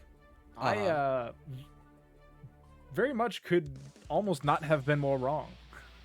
I mean, if you said he was middle of the road and you're as wrong as can be, that means he's either extremely high or extremely low. There are only 2 characters with lower effective hit points. And it is Testament and Zato. Damn. So Testament, a 1 guts character, and Zato. Milia is tankier than Sin? Yep, by a fair bit. Damn. Wait, no, I'm stupid. What is this rated by? Oh my god. Is this alphabetical? Are you telling me that not only can you not read brackets, you can't read charts? Oh, he's literally middle of the pack, like I said. Jesus Christ, Doctor. Anyway, DreeceDaBeast is in the driver's seat, has TiempoGris's back up against the wall. His health may be middling, but his offense right now is not. Blue RC forward drift for the whiff punish, getting around on the board. I actually have no clue how this was sorted before I pushed buttons. That's insane. But either way, we got the overhead coming through, spending a little bit of that stamina bar. And one thing you'll probably notice, Brett, is that Sin players almost never go for the growing boy special, where, you know, they eat a piece of food and, you know, do something. Like, it's just not good. I mean, it's another one of those tools, and I feel like this happens a fair bit in this title, where getting real Oki is something that is, you know, hard enough to come by in this game because they disincentivized Oki. Yeah. So, as a character, having to make the choice to sacrifice Oki for a special move in order to get some sort of an install like that, it needs to be really good, right? Like, Zato will do it because he needs to get Eddie out, and that is what enables his game plan. But if it's not worth it to eat the food, then you're never gonna do it because the benefit doesn't outweigh it. I mean, honestly, the still growing, it has more RNG than Hearthstone as a whole. Like, it is tough to try and figure out exactly if it's even viable, let alone useful. Tyrant barrel. Oh, we got the Doesn't negative. get the wall break, but it's fine. We control the air with the JS. We do get a game on the board. 1-1 here. DreeceDaBeast versus TiempoGris. That's never not going to be fun to say. And we could actually, Dreece has an insane bracket ahead of them if you think about it, right? They have to go against Tiempo, the Happy Chaos player, MJKurase, the Happy Chaos player, and then Mike Saftig, the sole bad guy player that I believe was the one that sent them down to losers in the first place. Yeah. 3-1 up in winter semis. Okay, but now you can see DreeceDaBeast is finding these longer range pokes a little bit. It seems like one of the calls they're making is like dashing forward a little bit more than they feel like they need to so that 2S can connect. So much damage out of TiempoGris, who is going to cash out with the Deus Ex. Big damage there, and all of it was because of the backdash that Sin has. You know, it is unique in that he's the only character in the game to have a grounded backdash that locks him into the full animation as well. So it can be a really great punish point if you can get the read on it, because he's locked into the animation, especially as a character like Happy Chaos, where you can punish from pretty much anywhere on the screen. Like, it just adds up to a fairly easy scenario. Oh my god. Wow, TiempoGris, what a great call out. Finding the anti-air counter hit as the starter off of that DP in the back here. So much damage available. We are going to cash out the Deus Ex. I think that was because that was at a spot where they weren't necessarily guaranteed a down slump. Yeah. And that is where the DP falls apart for Sin, right? Like, it's what we saw there was the counter hit on not even the stamina portion of the DP, because the regular DP has 2 hits where it goes up and then it comes back down. And there's so much time between the up and the down. It's like 16 frames, I believe, that you can close slash it. That is insane and not ideal. DreeceDaBeast does catch TiempoGris trying to press the issue and move forward. And okay, we're in the spot to try to make something happen. We don't have a whole lot of bar, but TiempoGris doesn't have much in the tank, except they have enough there. Burst to reset back to neutral, but neutral is not what you want here. Had to cash out absolutely everything in order to bring TiempoGris to the corner. But the wake-up back throw out of TiempoGris on Happy Chaos closes out that game 2-1. Still one of the best defensive options, right? It's 2 frame startup. Sure, it's 38 frames recovery, but we don't need to worry about that as long as it hits. What do we see out of DreeceDaBeast? Yep, we're letting the Sin rock all the way through, and I'm here for it. I think it's been viable.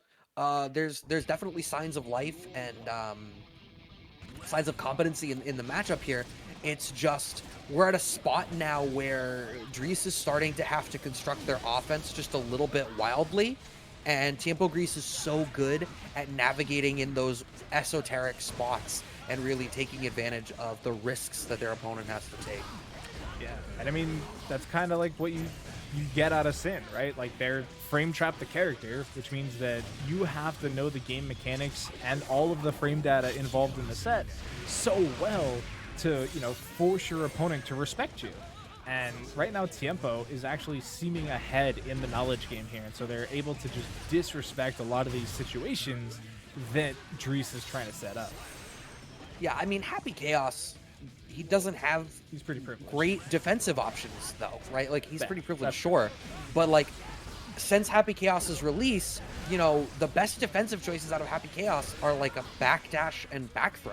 So Happy Chaos, for the entire time that he's been in the game, if you were a Happy Chaos player, you had to understand how people were constructing their offense so that you could, you know, take these swings and bring the game back into your favor. And that is absolutely what has been coming up here, like you said. You know, they're demonstrating that game knowledge. It's something that you need. Oh, I reversal! think that was a safe jump. Oh, it was indeed. And the burst gets baited. Yeah, there's game knowledge for you. Safe jump, I know you're going to reversal. I'm going to bait the burst. It's just unfortunate that we had the drop, but he caught you reaching with the last bullets in the clip. DreeceDaBeast is fully loaded in terms of, has actually cashed a fair bit of that stamina already, but TiempoGris has spent the last of their health on a shadow clone. And gets over. Oh my god. All right, we got the flag drop. Ties it up round apiece. Could be tying it up game apiece. Listen, Dreece's been watching too much Mike's Afting. The round start DP. He's been learning from, I mean, Sin had to learn from Saul, right? It's all above board. We understand where he learned it from. He even got his overdrive. We do get the wall break with the Deus Ex, though, and this is a really healthy spot for TiempoGris to be in to try to close out this set. The back throw on the roll through, though. Oh, gotta watch the dome. The Halo's not protecting you. Gets the black beat combo. Gets the wall stick. Didn't have the tension for the overdrive, though. Oh, but you don't get to burst. You had to blue RC forward drift. Finds the back throw. Dash up gold burst is incoming. Oh, I will bet you the gold burst has to come because you're not going to get to use the burst defensively. I actually respect that BRC there, too, because that was the gold burst bait. We got the just frame! We got the just frame! Oh my god! That was 2S straight into the overdrive. Some third strike looking confirms to bring us to a game 5 out of DreeceDaBeast. Damn, that was sick. So clutch, right when it mattered the most. Gets the confirm and times it perfectly, even if that was early, right? Maybe they were mashing. It doesn't matter because I'm going to call it a just frame because it worked. It got them the kill. It got them the round. Takes us to a game 5. Dreece is still in it. This still exists. Every time I want to discount somebody against the Happy Chaos right now, it's just not happening. They're like, no. I am still going to weather the storm that is this character. You can't bring a gun to a magic fight. Oh, wow. Burst for momentum. And the air-to-air. Oh, no, unfortunately, the double jump, I imagine maybe wanted to try to embed a burst bait into it, but instead just corners themselves. Yeah, sometimes, you get a little lucky. Does get the DP out of the corner, though, but that hit gonna cause some problems. Oh, no slump. Okay. Oh, no. Clipped out at round start, and we're back on set point for TiempoGris. Set point coming through though, but we got damage. Like Sin does so much damage. Overhead's gonna get blocked that time. Yeah, finally gets blocked. The overhead had been really opening up TiempoGris for a lot there. Oh my god, that burst being that late, I don't know how much I agree with it. Chase down blue RC is gonna enable a whiff punish out of TiempoGris, who reloads the whole clip and gets the punish on the DP. I don't think it's gonna kill, but it effectively seals the deal. Okay, could not quite get the 50 tension at the end there, but positive bonus. Oh, you didn't believe the backdash wanted to set up the whiff punish on the far slash. Didn't believe caught throwing whiff. No punish. 2K2S. Yes, it is gonna close out for TiempoGris. There were so many opportunities there. DreeceDaBeast was just shy of having it 2 or 3 straight on P1 side, with the red Happy Chaos getting smoked out at round start and losing their burst fairly early, but we're back in the pocket, and by the pocket I mean playing gun-based neutral. And I'm totally okay with seeing the burst go early like that, right? Like especially in a matchup like Happy Chaos where your burst opportunities can feel so rare that you use it when you can, worry about getting it back later. Yeah, that's fair enough. Deus Ex gets the wall break here for MJKurase. How much are we going to press the issue? We are going to press the issue. We're going to get smoked out by a 2P anti-air there out of TiempoGris. 1 bullet left and no concentration. Has to brain blast, but you don't have anything in the tank. Does get the YRC though, buys themselves a second. Oh, they even went for the 6K gunshot, but spaghetti falling all over the place, and that's going to be Tiempo. Oh my god, I love their willingness. They shot, I think there were 4 shots in order to make that sequence work, but it did, and they had the additional damage in the tank because they had enough bar for an overdrive for Deus Ex to be able to close that one out. Full screen. Shooty, shooty, bang, bang.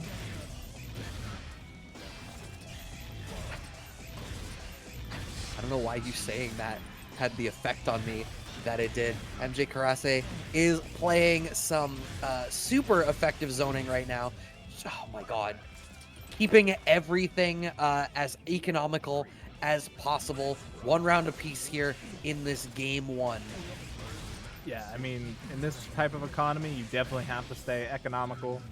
Can't be throwing things away willy-nilly.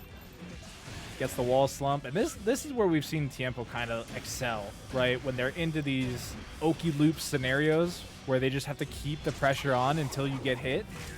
Like, and this is again another time that was the swag combo. Jeez. All right. Big ups to TiempoGris taking that first game. But again, as you had said, you know, when they played in the winner side, it was 3-1 in the favor of MJKurase. So TiempoGris is capable of taking the games, obviously. I think one of the things was when they played on the winner side, I feel like I remember TiempoGris taking game 1 there as well. And MJKurase just gradually got a sense for TiempoGris's tempo, if you'll pardon the almost pun. One of the differences here, though, is MJKurase's been on the back foot a little bit, gotten a little bit cold, whereas TiempoGris is just coming off of playing that previous set. Yeah, and even with the cursor missing a little bit there, they were able to pick up the second one. Oh man, he just slapped them in the mouth. Does have enough for the overdrive as well. I don't think it's enough. No, it shouldn't be. Damn, I'm a liar. We're both liars, Brad. They did us like that. Cold.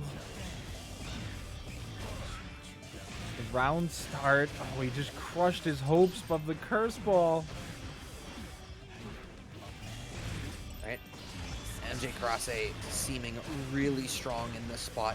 And they are moving in to try to keep this offense going. They've spent so many bullets here. Their turn is damn near over. And yes, TiempoGris knows to watch the ammo. No. You pay attention to how...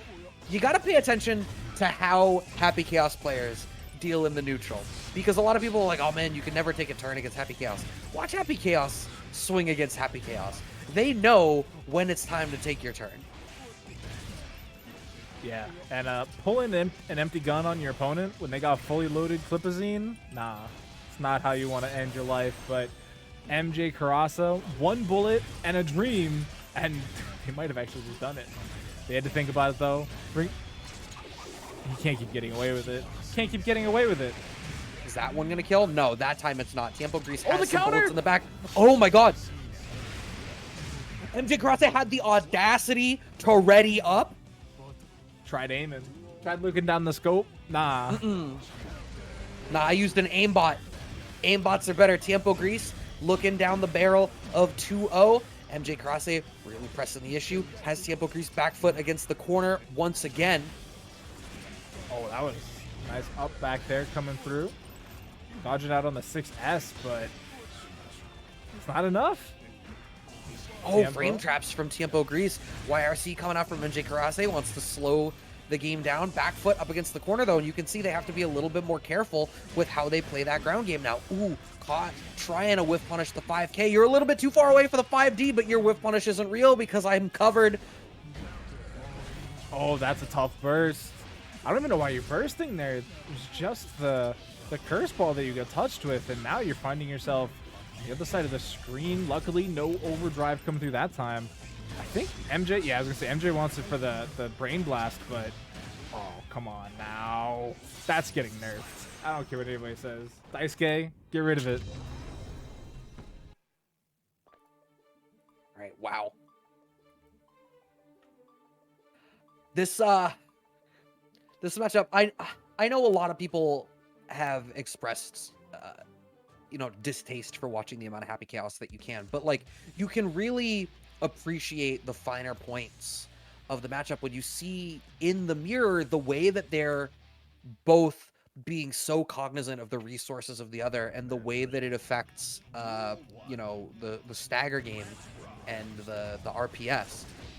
And Happy Chaos players are definitely aware of that. And yet we're still getting bursts like that. Oh, does it reset? Okay. I think that was also going to be another one of those scenarios where we don't get the slump, but what is happening? Tiempo just got annihilated. I mean, sometimes you'll get deleted. I mean, I said after game 1 as well, you know, MJKurase needed that extra minute to get acclimated, deal with the pace of TiempoGris, and really press the issue. And that's what we're dealing with here. They are going to cash out the Deus Ex this time. I don't think that... No, it's definitely not going to kill. They probably just wanted the reload on the clip. And now you can just play as much neutral as you want. You have positive bonus. Wow, we really are pressing the issue here. I can't believe you got the PTSD where you're like looking at a half health Look at bar that going, risk gauge. oh, why are you challenging? Burst comes out. You tried to aim again? You tried to aim again? Nah. Knockdown. Roll through. Oh, we're setting up for more. And there's no bullets for MJKurase. All right, they get YRC. Yeah, that reset to neutral is huge. Yeah, we got a big reload here because TiempoGris couldn't afford to spend... They only had 1 bullet in the clip. So, like, yeah, they could try to challenge MJKurase for not having the bullets, but they would have only gotten the 1 clip and then tried to close the distance and been in a spot where MJKurase knew that they were going to be able to counterpoke. So, like, you can technically answer, but not really. So instead, they had to bide their time and wait for a bigger opportunity, which never came. So this is 2-1 again so far for MJKurase. Looking for that run back up in grand finals against Mike Saftig. Not going to let Tiempo stop them at this point. They've already done it once in a 3-1. Looking to do it for the second time tonight. Look at that. Curse ball start from both players. It's a cursed matchup, all right. TiempoGris trying to stymie MJKurase's advance. And I really think that's been the big differentiator of this matchup is I feel like MJKurase has sort of found, all right, I need to put the pedal to the metal a little bit earlier. Like, even if, whether or not I win out in the neutral, I need to be willing to press the issue. Oh, we got some issues being pressed right now. Definitely going to be enough to close it out. I always get a little afraid when the Happy Chaos players get the wall stick and then go for a concentrate. Right. I'm just like, oh no, they wasted too much time. They're going to lose their opportunity. And then they just like 5P it and the life bar explodes. Yeah, because the wall, you know, you have as much time, more time than you think, but only just. Speaking of time, I don't know how they slipped that close slash in there. Not sure either. Trading curses, TiempoGris trying to be the aggressor. Here's the problem. I mean, first of all, they needed to concentrate and got called out for it. You got to think on your actions. It is set point for MJKurase trying to make it back up into the grand finals for the run back against Saftig. And it's MJKurase choosing to be the aggressor. If TiempoGris loses out in the round start position and ends up on the back foot, their tendency towards being a little bit more passive as a Happy Chaos player in this matchup does not afford them the chance to bring the matchup back in the way they need to. MJKurase can just try to play solid now. That is not how you play solid, getting clocked out by them like that. And even here, oh, that was a great PRC backdash there from Tiempo, but it doesn't look like it's going to be enough. The red RC to call out the burst. That might do it. Yeah, as MJKurase 3-1. Yeah, we definitely had the bullets of the clip. And finals, MJKurase versus Mike Saftig, P1, P2 respectively. Let's get into it. Yeah, and Saftig already bringing out that intensity. One of the things that we have long said is one of the defining features of Mike Saftig's playstyle, something you already expect to see from a Soul, but Mike Saftig really seems to exemplify it. Oh, that's 6H. I love that Saftig is willing to slip that tool in, and it's like, all right, if you're late on a reload, if you try to cheat a reload, or you don't get to shoot quite on time, I am going to smoke you out for it. And even a trade works out because I just want you dissuaded. Look at the life lead that Mike's been able to build up because of it. Like, even sitting here FDing and being knocked back super duper far. Actually, they're just straight up blocking. They're not even FDing. They're holding on to all that tension. But well, because they want it to be able to, you know, either Viper RC or like Bandit Bringer RC or something when they get into range so they can capitalize on a mix-up. Blue RC wants to chase down exactly like that. And look at what's going to end up happening. You know, there's a reason you spend that bar. You had so much life to play with. The chip doesn't matter. You need that tension for the cash out. That's it. Even just kicks the clone out of his way. Says, get out of here. Scat. Deus Ex Machina. Full bullets and concentration. This is not a great round for Mike here. That said, it is also... He just 6P'd the 6S. He just 6P'd the 6S. It'll happen. We get to close out the round. 1 round apiece. Okay, but another big starter this time for Saftig. And, I mean, so much of this is really going to come down to how does the round start go. If Saftig gets in and gets to earn an early life lead, then it's going to be so much harder for MJKurase. MJKurase really wants to be able to get to neutral at round start position. You're not going to this time, SDP. It just makes me giggle that he just DPs. Like, I feel Why like not? The only other player I think I've seen DP as much as Mike Saftig recently has been Dreece on the Sin. Like, they just send it. Right. Game 2. Saftig up. And I mean, it's wild how much of this is really just based on round start. Like, I feel like you could almost determine based on round start. Here we are. This is going to be a harder one for MJKurase. As you say that, though. Well, and so the additional thing is round 1 is obviously different because MJKurase has burst.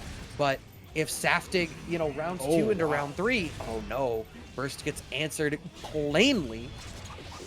There was so much craziness going on there because round start, Mike Fafnir'd and got the counter hit on the clone attempt. And I can't believe the rest of the round went that way. Yeah, but so again, what I was going to say, you know, burst off the table for MJKurase now. So if Saftig wins out in round start here, there's not an answer for MJKurase. You just have to hold this. But Mike overplays his hand, overcommits to 2K2D, and we're back in neutral again. Oh, looks like he went for a revolver or a backdash there. Got shot for it. Oh, we got dust combos. Oh, not close enough for the wall for the wall bounce. Oh, we still got hella counter. damage. That might be. Oh no, we gotta reset. Nowhere to go though. So many extra reloads. MJKurase has to spend that. Wow, empty jump into late air Viper calls out MJKurase for trying to take their turn on the jump. 1 round apiece, and the big round start. Not able to get the pickup off the 5K. Oh, but that damage is immediately traded back by just a couple shot sequence coming in from MJKurase. Gonna go through the wall. I gotta say, yeah, we are. Yeah, I was gonna say one of the crazy adaptions from Mike has been these air DPs that you literally just pointed out, Brad. Like, it is so wacky, and I feel like it's such an underutilized mechanic. At least here at Casa, we don't see it that often. Oh. That's why you bursting. It's an overused mechanic, that one. All right. 1 game apiece. MJKurase off of that burst punish. I get why Saftig bursted, and I'm watching on the playback. You know, it was a really hungry burst. I think one of the things that comes as a side effect of Saftig's intensity and tenacity is like sometimes when they're really in the pocket and there's a lot of intensity going on in the pace of the matchup, sometimes they demonstrate a willingness to be like, all right, I gotta slam it, just slam it, and they'll slam it through. And if you are cognizant of that, like MJKurase was, they knew it was like, all right, they're gonna do everything they can to keep this momentum in their favor. You can call that out and really blow them up for it. Oh, trying to go for the Bandit Revolver round start again. And, man, Mike is just trying to keep this tempo so high. But with both bursts gone and a huge punish on the Bandit Bringer, things... Oh, all right, we still got challenges. We still got 3 frames. Oh, wow. Okay, not in a position to set up the Shadow Clone to make something happen there. We don't get the whiff punish on the 6S. Saftig is trying to... I talked about this when they played on the winner side. Saftig is in this weird spot where he needs to get crafty with the offense.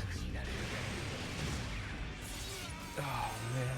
That was MJKurase getting a read on the DPs, right? We saw it in the first set where they'll get a knockdown and then just slightly hang back a little bit because they almost know for a fact that Mike is going to DP. That's a lot of damage.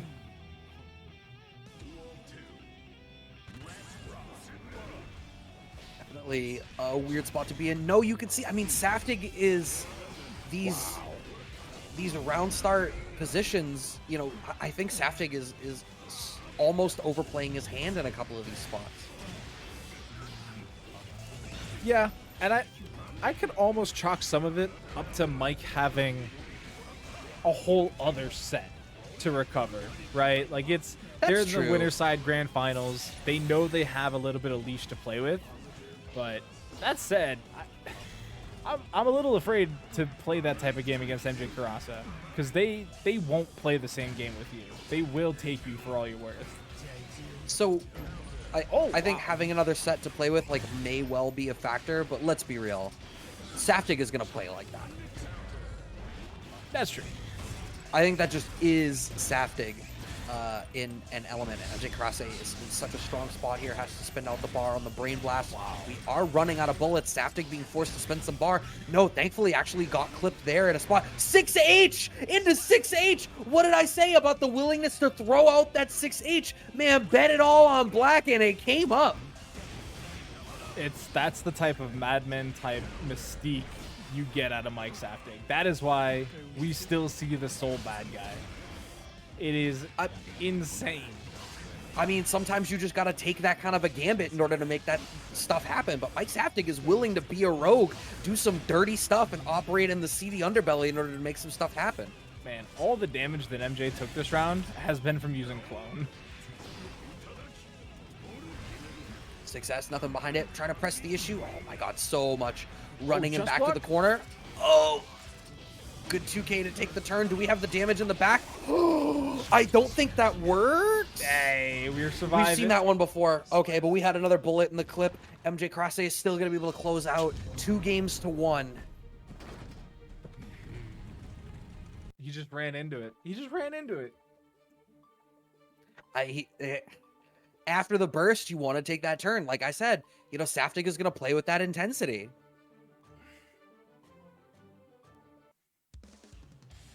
But so, I mean, Saftig still has one more loss to take before a bracket reset. So you have plenty of time to try to get a sense for this. But I have to say, I feel like if MJKurase resets this bracket, I do not feel great for Saftig. Because I feel like the longer this goes, the more comfortable MJKurase is going to be with dealing with Saftig's intensity. You want to close this out. At any point, the game swapping out of your favor is a very real possibility here. And that's honestly true for both of these players. And, you know, we saw this first set up in Winners Finals. Mike was able to bring it back, and like you said way earlier, it was a reverse 3-0. Like, they just let it rock. This time, we might not even make it that far. We might be going for the reset. Okay, 5D into the gunshot in the back, and it is set point for MJKurase. But again, like you were just saying, MJKurase was on set point a fair few times when they played in the winner's side. But that was a whole set and a whole 3 games on top of that ago. MJKurase, the longer this goes, the more comfortable they might feel playing against Saftig. Curse is applied. We need to reload. That's one way to reload. Breaking the wall. Oh, no. All right. It was supposed to break the wall, but it didn't. It's fine. That is going to be a bracket reset. MJKurase navigating through that first set 3-1. And Saftig, that intensity just did not end up working out for him. MJKurase was able to find the answers. And I think it was twofold. One is, you know, Saftig's offense was just a little bit too linear. There was a lot of, you know, playing these really aggro decisions in neutral to try to get through that MJKurase was prepared for. And the other was when Saftig was in range and starting to be the aggressor and try to run some mix-ups. Being a mid dispenser did not work out all that great for him, because if MJKurase is making passive defensive choices, that doesn't net you damage. I think that's been every round start from Mike. It's either Bandit Revolver or DP. Or Fafnir, actually. Fafnir's the third one rotated in. Why does 5P anti-air that? What is the vision, Brad? Oh, man. That was an attempt. I think they wanted the clean hit Viper stuff, but the TK worked in a weird spot. MJKurase finds the burst, resets back to neutral. Life about even. The problem here is going to be in the shots, but the Shadow Clone keeps him safe, earns him enough of a reload. Fafnir connects. We should have the damage in the back to close this. And yes, we will. A round on the board for Mike Saftig. I can't believe Fafnir just hit like that. That's so wild that that's how that operates too. I love watching it though, because it's so cathartic, right? Happy Chaos feeling all nice and safe behind their clone, and then they get vipered right in the face. Mike must be breaking his wrists. Oh, that was so big brain from MJKurase in so many different ways. Right, we have to sacrifice some damage in order to get the reload, but Saftig manages to navigate out of the corner. This is going to be so much damage and such a big equalizer. We get the flip tech reset. Damage gets the wall break. We have the life lead. We don't have Oki, though. Yep. Even if they had overdriven, Soul Bad Guy's the only character that does not get a safe jump there. Oh, tried to bring in so many layers in order to force the defensive option out of Happy Chaos. It's not going to work.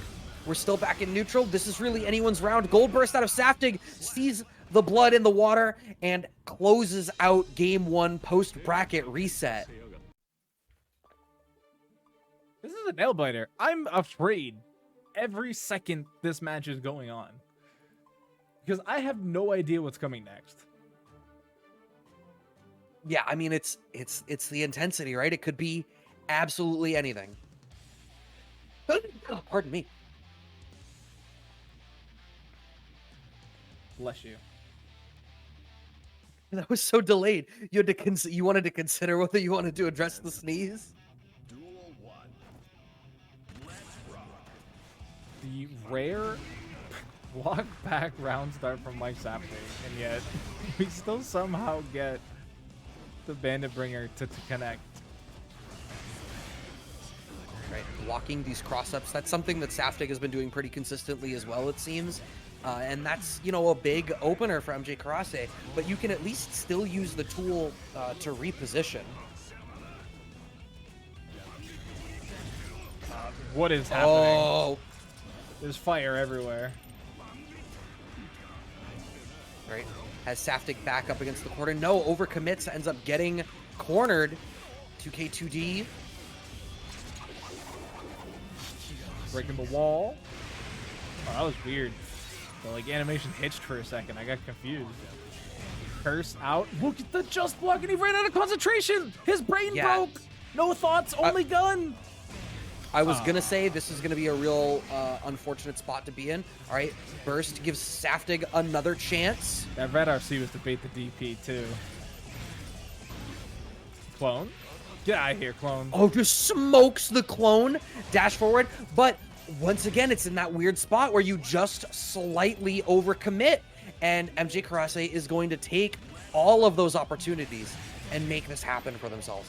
All of these spots where Saftig needs to overpress the issue are the spots where MJKurase just lives and dies. It's the same thing that won them out the sets against TiempoGris. Oh, again, the no brain. What is this combo? I don't even know if that was a drop or if that's how it's supposed to work.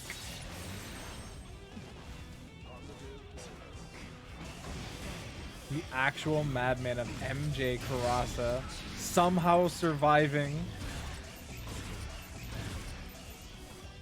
Saftig has a really healthy life lead here. MJKurase has to concentrate, has to think on it, contemplate the future. They've got a healthy run back here. Oh, we didn't get the kill. 5D tap is going to be enough to kill, though. Saftig bringing us to a final round here of game 2. Wants to press the issue. 5K does not beat out the 2K, but MJKurase still gets smoked out. Has to burst to reset back to neutral, but Mike Saftig is just a little bit too antsy. Yeah, that's a lot of damage returned for not a whole lot gained. Brain Blast keeping the pressure applied. Oh, look at the slow walk forward. Mike's thinking about the damage he can do. He's gonna get air thrown though. Throw. That's huge for MJKurase. Saftig has burst, but burst means comparatively little against Happy Chaos, particularly when you're this far out and they don't need to try to make something happen. Yeah, throw, red RC, that's fine. We get to close out that round. 1 game apiece now, post-bracket reset, and that linearity of the round start position out of Saftig is really making this difficult. But you can only innovate so much. You know, Soul only has so many resources. The man wants to go forward.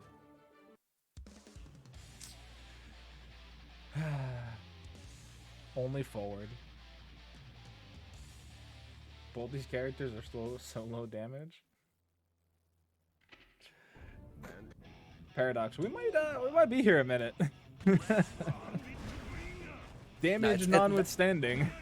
That's pariah docs, making themselves a pariah with that gratuitously incorrect statement, but I appreciate it. Turning themselves into the heel so that MJKurase and the Happy Chaos doesn't. Oh, damn, that late Viper on the jump in once again. Oh, wow. The 2K2D coming out of MJKurase there, too, working out in their favor. What did you get hit by? You just lost your ankle, man. Oh, weird. We're making it burst safe even with no burst.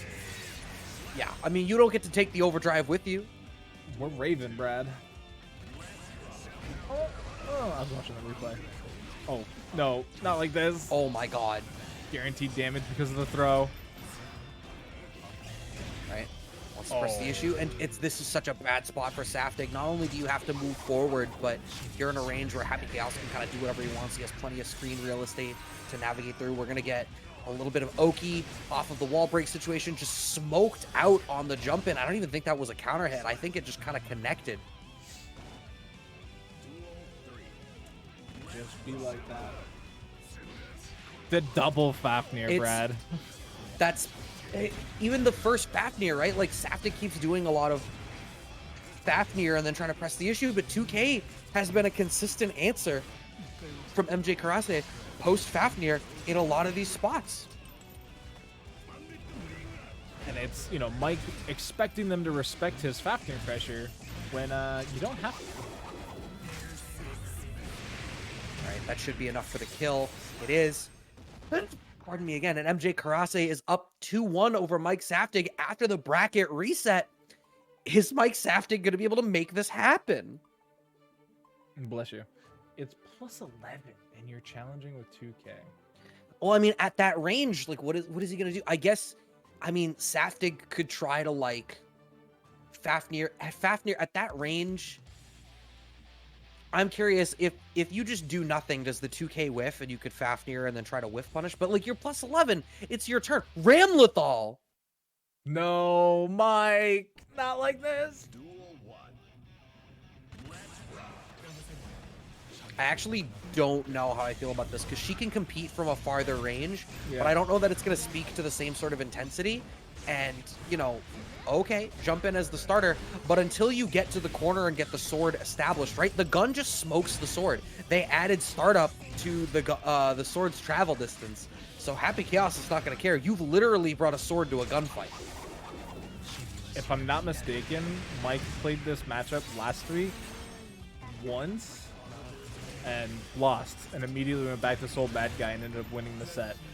But to bust it out with the tournament on the line? Yep, we had to Brain Blast here, but we've got the curse applied. There's only one bullet back. Okay, reversal. We can try to press the issue, catches the backdash. There's no burst. We are going to be able to close out the round. Morto Bato. Best move of the whole entire game. Even Dara's pretty good. Yeah, I mean, she's got some tools. Yeah. She's solid. People definitely overestimate her, but she's pretty solid. Oh no, you got caught backdashing. You and I might be some of the only people that think she's overestimated, because people still, you know, I don't know how much they're still doing it now, because obviously, you know, the character you talk about is Happy Chaos and Naga. Oh, the burst does get baited. Mike Saftig, the Ram proving itself a viable choice, and we're going to a final game. And it's funny you say that, because it's chat that always says Ramothal's OD, and then every commentator I'm with, every commentator's like, yeah, no, she's got some stuff, but you know, we still have Nagori Yuki, and it's like, yeah, chat. I don't even say chat. I mean, it's Twitter. It's super noon. All right, final game, y'all. Final game. Oh my god, immediate pickup. The burst does not get baited, but the fact that it is taken off of the table so early is huge here for Saftig. The momentum burst? I don't know if I agree with that one. It's... Nah, I like it. Keep Kurase at the corner. Oh, the close slash got dodged by the dash. All right. Doesn't jail in the corner, but... Oh, 6P. More to... Oh my god. Oh, he's bringing the gorilla mindset to the Ramlethal play. He knows he doesn't have a true DP, so he's just gonna have to spend the credits. He gets the sword explosion. You can take the nitro out of Saftig, but you can't take Saftig out of the nitro. Man is still going forward. The intensity will always be there. MJKurase has an early good position here on the round start. Was able to read the forward roll, though. Knew that MJKurase wanted to reset position. Oh, it's hit from so far away. And this is kind of like what we saw Yo-Man talking about at the beginning of the night, comparing those stubby Soul Bad Guy normals against a lot of the cast. And all of a sudden, we get Mike with some long-range buttons, and look at the damage he's doing. All right, he's getting damage right now, but still, the point stands. But you're still in a good spot. She still has great move speed. Done. It's just that better range. No, you need to be worried about burst, but a throw is burst safe. Forward dash, red RC. That was the bait. Isn't ready to chase down off the up back. But now there's no burst. The trade works out, and Mike Saftig takes the tournament with the last second pocket Ramlethal. Any of these counter pokes that Itachi's Legacy is throwing out. Wow, the patience to wait for the kite, but still comes down with a button, does Itachi's Legacy. Are we going to stay same side? Yes, we are. We're going to go for the throw on the reset. A second throw? That was going to be 3. Yes. You always go for 3.